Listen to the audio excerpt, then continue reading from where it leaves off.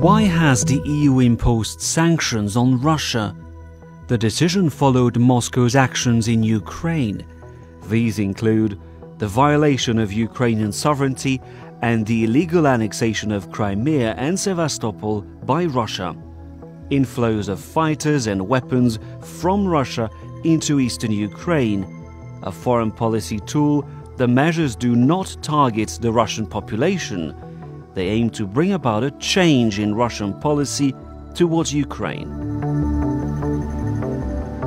The EU remains ready to reverse its decisions and re-engage with Russia when it starts contributing actively and without ambiguity to finding a solution to the Ukrainian crisis.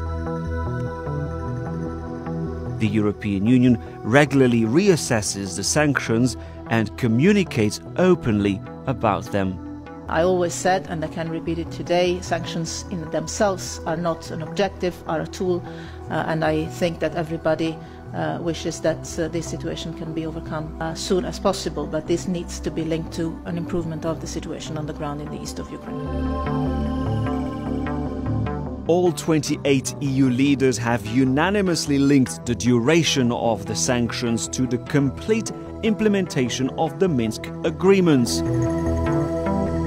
Economic sanctions will remain enforced until the end of 2015, when the last point of the peace plan is to be implemented, Ukraine regaining control over its borders in the east.